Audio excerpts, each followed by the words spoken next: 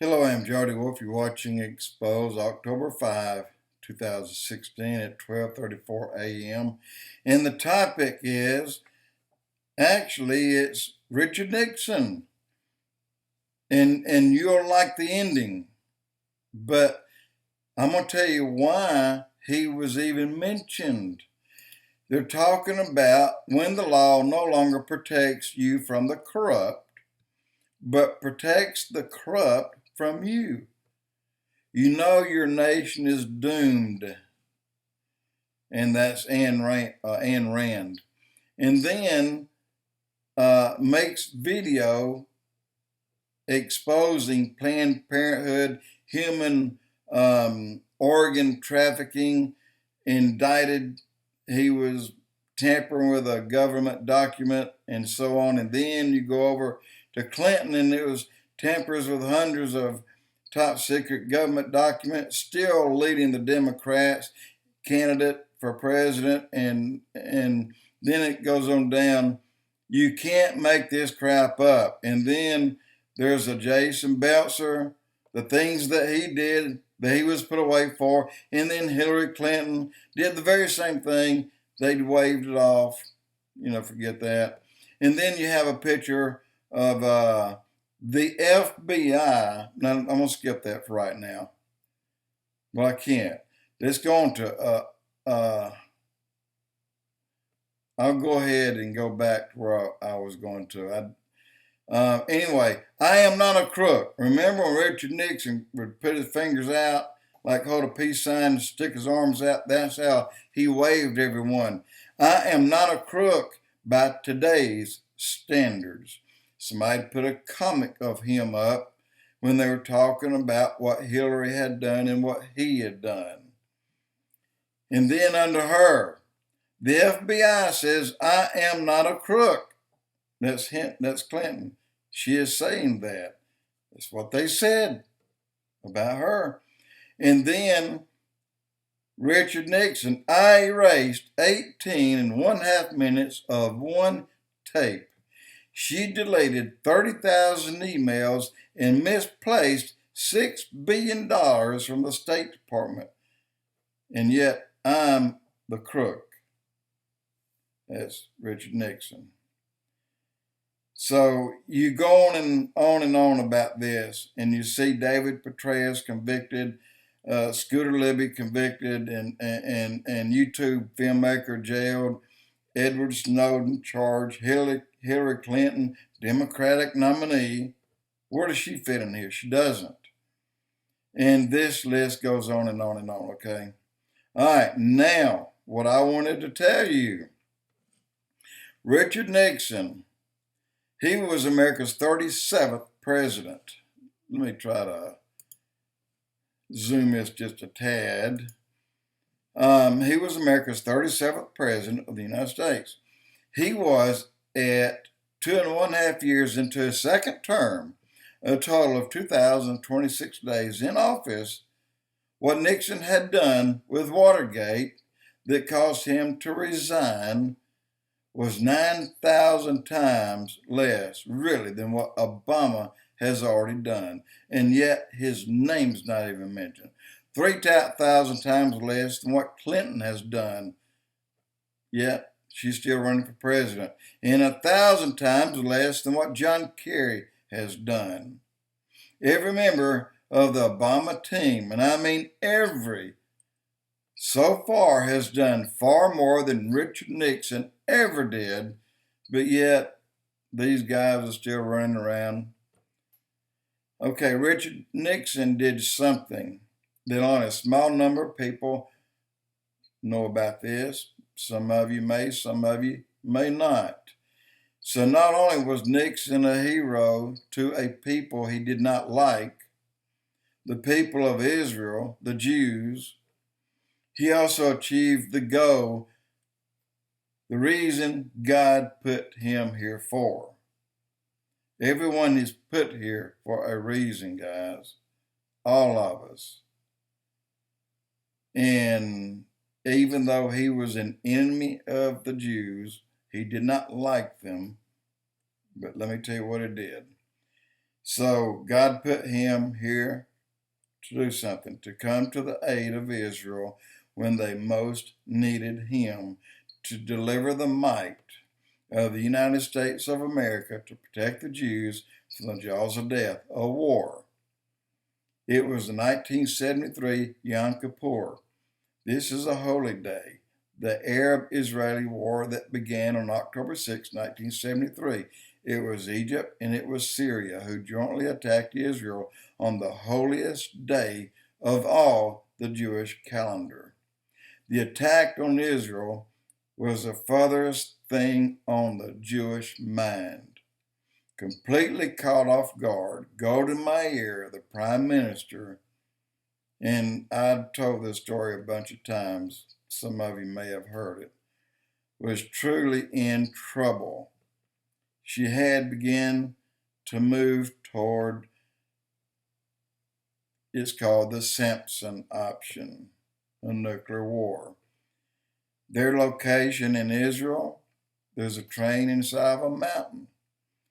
And on that train, on these cars that's hooked to that train, there are missiles. They're laid down, takes about 10 seconds to get them up, and they're already keyed in. Everything is preset. Not many people knows about them. 99% of the Jews don't know where they are. Only a few people know what's on that train, but now they may know a little bit more. She called the United States. Henry Kissinger, who is a Jew, answered the phone. It was GOLDA MEIR. She said, I need to talk to the president. And Henry Kissinger said, he's not available. He is in bed. If you didn't know it, it's about 1 a.m. here. She said, Mr. Kissinger, Mr. Secretary of State, she said, I need to talk to the president. He said, I'm sorry, ma'am. And he hung up. In about 2 minutes, she called back. He answered. She said, I need the president. It is a national emergency. I need the president. He said, what is it? She told him. He said to GOLDA MEIR, he said, just let the Jews bleed a little. He hung up. This is her third call as the train was rolling out of the mountain. And it had a certain number of nuclear warheads that would have wiped off Egypt off the face of the earth and all of Syria. They would have been gone. And any other country who was ready to counter the attack. They were all had a nuke aimed at them. She called back a third time. And it was Kissinger again. And she told Kissinger, she said, you get me the president and you do it now. And next thing you know is Richard Nixon, who didn't like the Jews. Keep in mind, he did not like the Jews. He said, what can I do for you, Miss GOLDA MEIR? She said, Mr. President, we're under attack and we will not last until tomorrow. And I have initiated this SAMSON option. And he told her, he said, please stand by because my people just left. And they're coming from all over Europe. They're coming to you right now. Before he answered the phone, he set that in motion. He knew that something was wrong that he didn't know, but he knew that he had to go. Now, when he's fired for erasing an 18-minute tape or whatever it was, and he moves back to California, He has often asked his mother why he was born. What was his purpose? He thought maybe it was being president, but no, he failed miserably at being president. And she said, Dick, you were born to assist the Jews when they needed you. And God is proud. I would say that man's in heaven today. I would say that he has accepted Christ.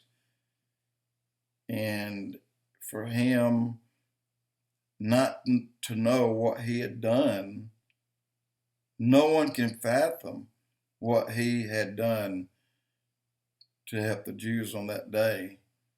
Had he not gone, tens of millions of people would have died. Probably way more than that. In the Middle East would be nothing but a trash heap for the next 400 years at least. But Richard Nixon, the president that hated the Jews, he came through. But sadly, we have a president that attended I don't know if he went to the actual funeral or whatever he did. He went to Israel, Obama did. But when the letter went out on comments he made, he personally scratched out in a red pen the name Israel. That was a poke in God's eye. God tells you, my people, they are my people. And if you touch them, you put your finger in my eyeball. Guys, get ready for a judgment. Obama, just yesterday, signed off on another judgment. And I would say what may happen on the East Coast is because of what Obama did when he scratched off the name Israel. Jody Wolf Expoz.